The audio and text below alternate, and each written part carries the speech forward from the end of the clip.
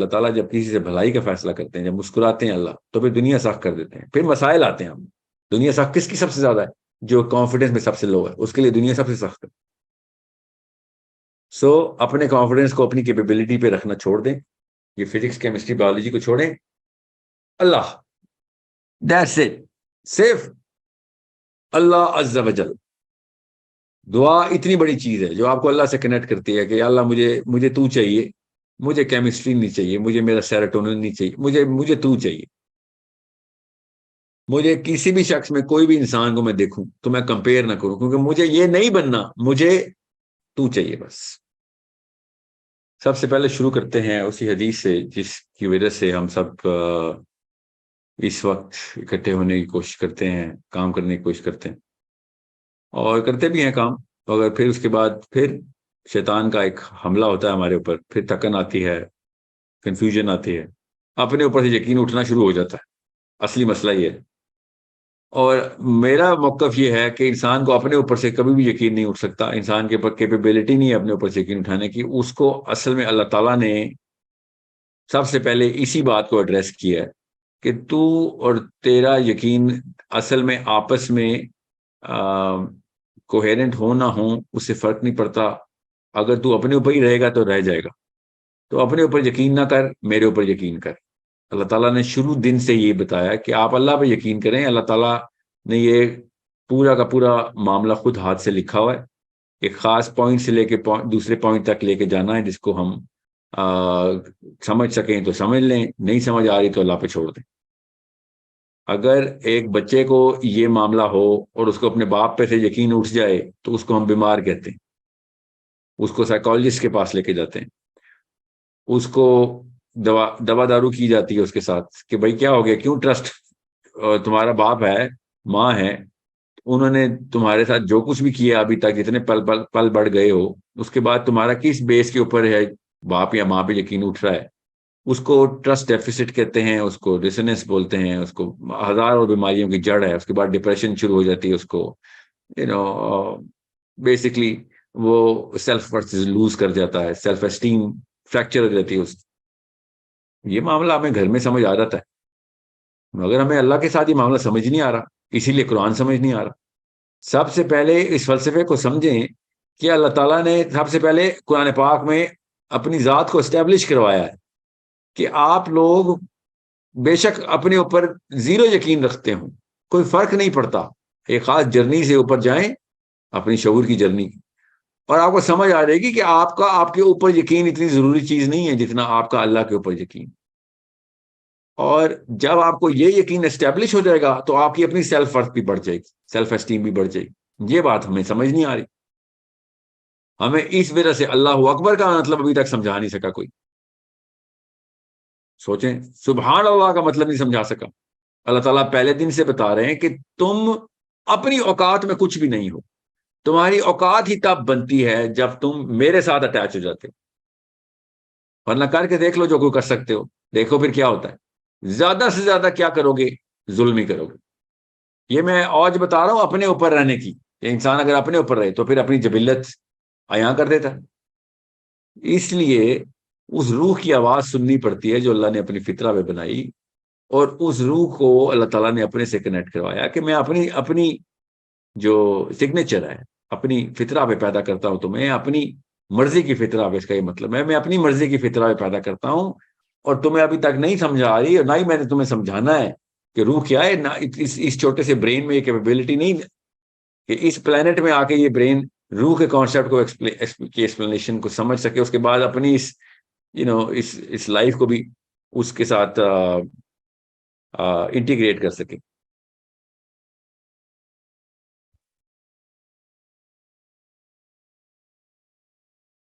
یہ white board والا معاملہ جو ہے نا،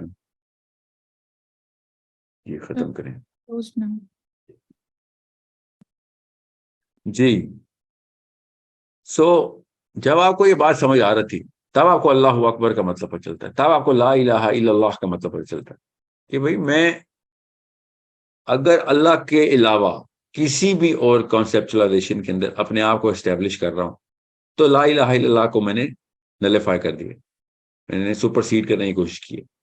تب پتہ چلتا ہے شرک کتنا بڑا گناہ ہے، تب پتہ چلتا ہے طاغوت کیوں اتنا بڑا گناہ ہے۔ اللہ تعالیٰ کو ہمارے گناہ کرنے کے بدلے نہیں لینے کا آخرت میں، اللہ تعالیٰ نے ہماری بہتری کے لیے دنیا کے اندر یہ سارے معاملات اور اصول بتائے تھے۔ یہ ہمیں جنت میں جا کے پتہ چلے گا، آخرت کے دن پتہ چلے گا کہ یہ دنیا کے اندر سارا کا سارا معاملہ میرے لیے کیا ہوا تھا اللہ تعالیٰ نے، اور ہم سمجھ رہے تھے اللہ نے اپنے لیے کیا ہوا ہے، جیسے اللہ کو ہماری توحید کی ضرورت ہے، نعوذ باللہ۔ یہ ادھر اپنے اوپر ہنسیں گے ہم کہ اتنے سال ضائع کیے تھے ہم نے، اور اپنے آپ کو اس کبر میں باشعور کہنا شروع کر دیا تھا، فلسفی کہنا شروع کر دیا تھا، مفکر، فلاسفر، تھنکر، ریفارمر، ہر کوئی اپنے اپنے ٹیگ لگا کے بیٹھا ہوا۔ کیوں؟ لا الہ الا اللہ سمجھ نہیں آ رہا کہ اپنے آپ کو اللہ تعالیٰ کے حوالے کر، اور تو دیکھ اپنی اوج تو دیکھی، پھر تو کام وہی کرنے پڑیں گے جو دنیا کی لوگوں کی فطرت کی آواز ہے، تجھے خود سیٹسفیکشن ہوگی اس میں، مگر کیپیبلٹی تیری تب بڑھے گی اور بنے گی جب تو اپنے آپ کو اللہ کے حوالے کر دے گا۔ اس کے بعد سب سے پہلا فائدہ کیا ہوگا؟ آپ کو اپنے اوپر سے جو لو کانفیڈنس کے دورے پڑتے ہیں، ہم سب کو پڑھتے ہیں، وہ تبھی پڑھیں گے۔ اپنی حیثیت نہیں پہچان سکتے، اپنی حیت نہیں پہچان سکتے، اس کی وجہ سے ہر وقت confusion, dissonance, distortion, cognitive distortion کا شکار رہتے ہیں، بستروں میں پڑے رہتے ہیں کئی کئی دن، 12 گھنٹے، 8 گھنٹے سوتے ہیں، اور اپنے آپ کو بس ایک آن آف کا بٹن بھی رکھا ہوا ہے کہ ابھی تک میں آن نہیں ہو سکا ہوں، اپنی کیپیبلٹی کی زون میں نہیں آ سکا ہوں۔ یہ سب کے ساتھ 2 نمبر معاملات ختم ہو جائیں گے جب آپ کو یہ یقین ہو جائے گا کہ اللہ تعالیٰ نے یہ کہانی پہلے سے لکھ چھوڑی ہے، اور میری کیا اوقات ہے، میں تو نقطہ بھی نہیں ہوں اس کتاب کے اندر، اور اس نقطے کے اندر میں اپنی اوقاتیں بھی بنا رہا ہوں، ڈپریشن بھی کے دورے میں بھی جا رہا ہوں۔ یہ کہانی بہت بڑی ہے، خربوں لوگوں کی ہے، ہزاروں کروڑوں لاکھوں سالوں کی ہے، آدم علیہ السلام سے پہلے سے شروع ہوئی ہوئی ہے، اور آخری بچے کے مرنے کے بعد کئی ہزاروں سال بعد بھی چلتی رہی۔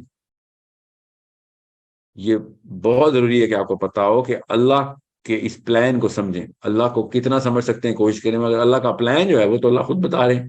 اگر اللہ کا پلان ہماری کیپیبلٹی میں نہ ہوتا تو قرآن آتا ہی نہ۔ قرآن پاک نے آ کے سب سے پہلے یہ بتایا کہ سب سے پہلے اپنے اوپر انحصار چھوڑ، اللہ پہ انحصار کر، اور پھر تجھے پتہ چلے گا کہ دنیا کے مصرف مصارف کیا ہیں، اور اس کے بعد آپ اپنے کانفیڈنس زون کے اندر آئیں گے۔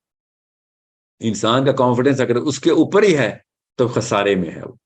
اگر انسان کا کانفیڈنس انسان بنانے والے کے اوپر چلا گیا ہے تو پھر وہ لوگوں کو خسارے سے نکالنے تک کی مشین ہے۔ اس لیے میں آئی ایم ایس کے لوگوں سے بار بار بتا رہا ہوں آپ کو، آپ نے کسی بھی موقع کے اوپر نہ اپنے اوپر انحصار کرنا ہے، نہ میرے اوپر، آپ نے اللہ پر انحصار کرنا ہے، اور اللہ کے گریٹر پلان کو سمجھیں جو کہ دنیا کے اندر کس طریقے سے مینیفیسٹ کرتا ہے، ظہور پذیر ہوتا ہے، اور اس کا حصہ بنے۔ نبی علیہ السلام نے اس لیے ارشاد فرمایا کہ میں نے تم تک یہ پیغام پہنچا دیا، اس کا مطلب ہے پلان سمجھ آ گیا آپ لوگوں کو؟ تو لوگوں نے کہا جی سمجھ آ گیا۔ تو اب آپ جاؤ اور لوگوں کو یہ پلان بتاؤ کہ بھائی اب سب کچھ اللہ کے لیے ہے، اور سب کچھ اللہ کی طرف سے ہے، اور سب کچھ تمہارے ہی فائدے میں جاتا ہے۔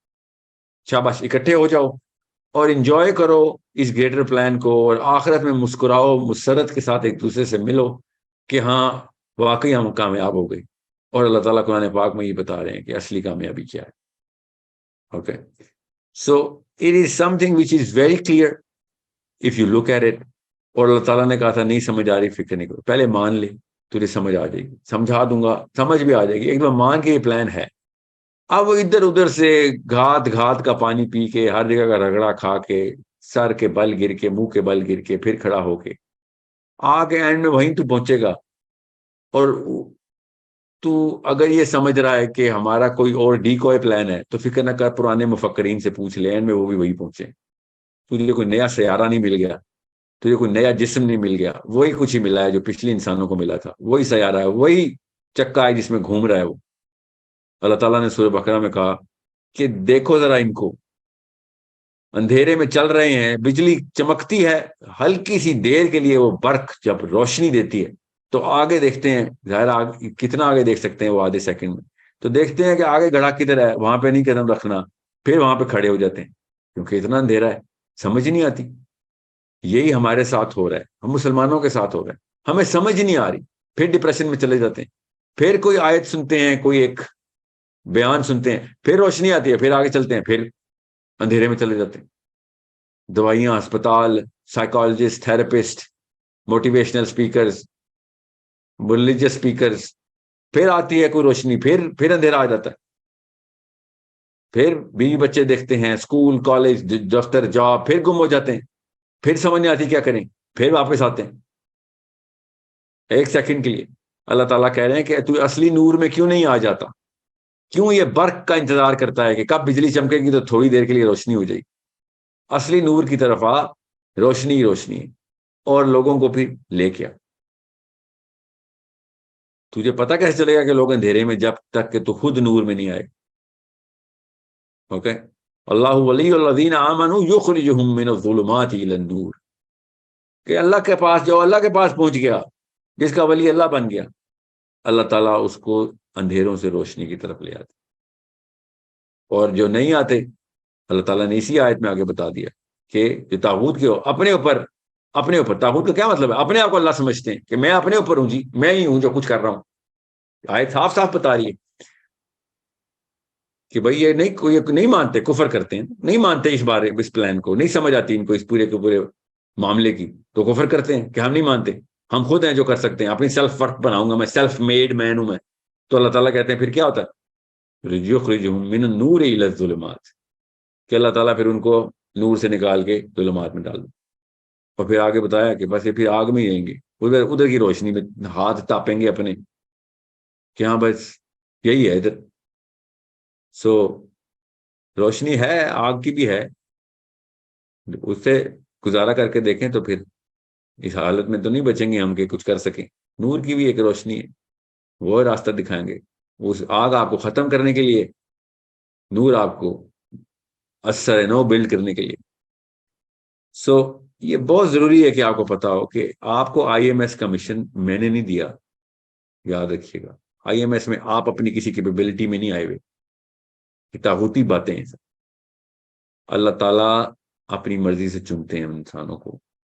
اللہ تعالیٰ کو کسی بھی معاملے کے اوپر کوئی اصول کا پابند مت کریں۔ اللہ تعالیٰ نے آپ کو کسی وجہ سے چن لیا ہے تو اپنا کانفیڈنس بھی اللہ کے حوالے کر دیں کہ یا اللہ تو نہیں بنایا تھا، تو ہی کام لے لے۔ یہ دعا کبھی نہ چھوڑیں، ہر نماز میں، اسپیشلی فجر میں، اسپیشلی عشاء کے سجدوں میں، اندھیروں میں دعائیں مانگیں، یہ اللہ میرے سے بڑا کام لے لیں۔ اور یہ بہت ضروری ہے کہ آپ کو پتا ہو کہ کس طریقے سے آپ، جس دن آپ اپنے اوپر سے ہٹ کے اللہ کے اوپر پہنچ گئے نا، تو پھر آپ کی کیپیبلٹی، آپ کی سینس، آپ کی نالج، آپ کی اسکل، وہ کہاں تک جائے گی؟ وہ مجھ جیسا ایک عام سا چھوٹی سی ہستی، ایک انسان، وہ تو نہیں بتا سکتا کہ اللہ تعالیٰ نے کسی اور انسان کو کہاں سے کہاں لے کے جانا۔ اوکے، یہ بہت ضروری ہے کہ آپ کو پتا ہو۔ دنیا کی ساری نفسیاتی بیماریاں میں نے پڑھ لی ہیں بہت تفصیل سے، اور میں نے صرف قرآن پاک کو اور اپنے اور ان بیماریوں کے اور بیمار انسانوں کے بیچ میں رکھ کے دیکھا کہ مسئلہ کیا تھا ان کے ساتھ، تو پتہ چل گیا کہ ان کے ساتھ یہی مسئلہ تھا کہ یہ اپنے اوپر انحصار کر بیٹھے تھے سارے، یا کسی اور پہ انحصار کر بیٹھے۔ یہ ہے شرک کا نقصان۔ اللہ تعالیٰ نے کہا شرک کو میں نہیں معاف کرنے والا، سب سے بڑا ظلم ہے شرک۔ کیا ظلم ہے؟ اللہ پہ کوئی ظلم کرتا ہے؟ کہ ایسے رب کو مانتے ہیں کہ اللہ پہ ظلم کریں گے؟ شرک کس پہ ظلم ہے؟ سوچتا ہی نہیں ہے کوئی ہم میں سے۔ شرک اپنے ہمارے اوپر ظلم ہے، شرک ظلم و عظیم ہے۔ اچھا تو کیا کون مارا؟ شرک سے تو کوئی نہیں اپیرنٹلی کسی کو ڈیمیج ہو رہا، جی اللہ تعالیٰ بتا رہے ہیں تم اپنے آپ کو جس لیول پہ چھوٹا کر رہے ہو شرک کر کے۔ کیوں؟ کیونکہ انحصار کسی ایسی چیز پہ کر رہے ہو، اپنے سارے کے ساری ورڈز کو اس چیز کے نیچے تابع کر لیا ہے کہ جو کچھ نہیں کر سکتی، جو اصلی ذات ہے وہ تمہیں لے کے جائے گی آگے سے آگے۔ اب یہ بہت ضروری ہے کہ آپ کو پتا ہو کہ میں نے آئی ایم ایس کا سیشن ادھر سے کیوں سٹارٹ کیا، کیونکہ میں آپ کو پھر بتا دوں، جب آپ اللہ کے راستے میں آتے ہیں تو شیطان آپ کے راستے میں آتا، جب آپ شیطان کے راستے میں آتے ہیں تو پھر راستے میں کچھ نہیں آتا، پھر ہموار راہ ہے، پھر مزے ہی مزے، پھر سیلف ورتھ بھی اوپر جا رہی ہوتی ہے اپیرنٹلی، پھر سیلف اسٹیم، کانفیڈنس بھی، مزے بھی، کنیکشن بھی بڑھ رہے ہوتے ہیں۔ جب اللہ کے راستے میں آتے ہیں تو پھر تھکن آ رہی ہوتی ہے، کیونکہ شیطان آتا ہے، امتحان آتے ہیں، بورڈم آتا ہے، لیک آف کانفیڈنس آتا ہے، کنفیوژن آتی ہے، سیلف بلیف ٹوٹ رہی ہوتی. یہ سارے واقعات ہر اس انسان کے ساتھ ہونے ضروری ہیں، کیونکہ اللہ تعالیٰ نے یہ بات اصول پہ بتا دی ہے کہ اللہ تعالیٰ جب کسی سے بھلائی کا فیصلہ کرتے ہیں، جب مسکراتے ہیں اللہ، تو پھر دنیا سخت کر دیتے ہیں. پھر مسائل آتے ہیں. ہم دنیا سخت کس کی سب سے زیادہ ہے؟ جو کانفیڈنس میں سب سے لو ہے، اس کے لیے دنیا سب سے سخت ہے. سو اپنے کانفیڈنس کو اپنی کیپیبلٹی پہ رکھنا چھوڑ دیں. یہ فزکس کیمسٹری بایولوجی کو چھوڑیں. اللہ، دیٹس اٹ. صرف اللہ عز و جل. دعا اتنی بڑی چیز ہے جو آپ کو اللہ سے کنیکٹ کرتی ہے کہ اللہ مجھے تو چاہیے، مجھے کیمسٹری نہیں چاہیے، مجھے میرا سیروٹونن نہیں چاہیے، مجھے تو چاہیے. مجھے کسی بھی شخص میں، کوئی بھی انسان کو میں دیکھوں تو میں کمپیئر نہ کروں، کیونکہ مجھے یہ نہیں بننا، مجھے تو چاہیے بس. تب کہیں جا کے آپ کو پتہ چلے گا کہ آپ اپنی سپیڈ 10,000 گنا تیز کر چکے ہیں، آپ کو پتہ نہیں چلے گا. ٹھیک ہے، آپ کی کیپیبلٹی 10,000 گنا بڑھ چکی، آپ کو پتہ نہیں چلے گا. اچانک آپ دیکھیں گے لوگ آپ کے تابع آنا شروع ہوں گے، اور آپ سوچ رہے ہوں گے کہ یہ میرے اندر کیا دیکھ رہے ہیں. آپ کے اندر کچھ بھی نہیں دیکھ رہے. وہ اللہ کا نور ہے جو آپ کے کام کے اندر لوگوں کو لے کے آ رہا ہے. آپ کی کوئی اوقات نہیں ہے. خدا اس غرور میں نہ آ جانا. خدا کا واسطہ ہے، پھر بتا رہا ہوں، اللہ کا واسطہ ہے، اس غرور میں نہ آنا کہ آپ کی کیپیبلٹی کی وجہ سے لوگ آپ کے نیچے آتے. اگر آپ اللہ کے کاموں پہ جا رہے ہیں تو وہ کام کے نور کی وجہ سے آپ کے نیچے آ رہے ہیں. اس کی خوبصورت ترین مثال کیا ہے کہ اگر آپ ہٹ بھی جائیں تو لوگ اسی راستے پہ گامزن رہیں گے جس راستے کو اللہ تعالیٰ نے آپ کے لیے، اپنے لیے، مطلب میرے اپنے لیے، آپ نے اپنے لیے بہترین سمجھا تھا کہ اللہ کا راستہ. اور دنیا کے کسی اور کام کے اندر آپ یہ والا انسٹرومنٹ اپلائی کریں تو پتہ چلتا ہے کہ جیسے لیڈر گیا موومنٹ بھی گئی. اللہ کے کام میں کبھی بھی ایسا نہیں ہوتا کہ لیڈر گیا تو، بلکہ صحابہ نے کو جب احد کے غزوے میں خبر دشمنان اسلام نے اڑا دی، کیونکہ ان کو تو بھانا چاہیے تھا. انہوں نے دیکھا نبی اسلام پہ حملہ ہو گیا ہے، اور جیسے ہی دیکھا پروفیٹ صلی اللہ علیہ وسلم نظر نہیں آ رہے، سیکنڈ میں خوشیاں منائی اور سب سے پہلے آرڈر کیا کہ یہ بعد میں دیکھنا کہ پروفیٹ صلی اللہ علیہ وسلم کی باڈی کدھر ہے. پہلے تو خبر اڑا دو کہ ہم جیت گئے، محمد شہید ہو گئے، محمد شہید ہو گئے. اس لیول پہ ٹائیڈل ویو چلی کہ صحابہ جو احد کی لڑائی میں شریک تھے، جب ان تک یہ خبر آئی کہ نبی اسلام شہید ہو گئے تو کیا حالت ہوگی آپ سوچیں ذرا. مگر سوچیں، عبداللہ بن حرام تک یہ خبر آئی. عبداللہ بن حرام اپنا کٹا ہوا بازو سمیٹ رہے تھے، بازو کٹ چکا تھا اور اس کو ہاتھ سے لگا رہے تھے، مگر وہ نس تھی جو کٹی نہیں تھی ابھی. تو ایک صحابی نے کہا کہ محمد شہید ہو گئے. تو ان کو اسی سیکنڈ میں عبداللہ بن حرام نے کیا جواب دیا؟ بازو کھیڑ کے رکھ دیا ایسے کر کہ یہ تنگ کر رہا ہے مجھے. اتنی ان کے اندر پاور آ گئی، اور کہتے ہیں کہ اس کا مطلب یہ ہے کہ نبی اسلام کا کام پورا ہو گیا تھا، ورنہ نبی ایسے نہیں شہید ہوتا. اب کام ہمارے ذمہ آ گیا. اب یہ ہے نور کی طاقت، جو اللہ کا نور ہے جو اپنے لیے بندے چن لیتا ہے. اس کے اندر اس کے سائے میں آ جاتے ہیں، اللہ کے سائے میں لوگ.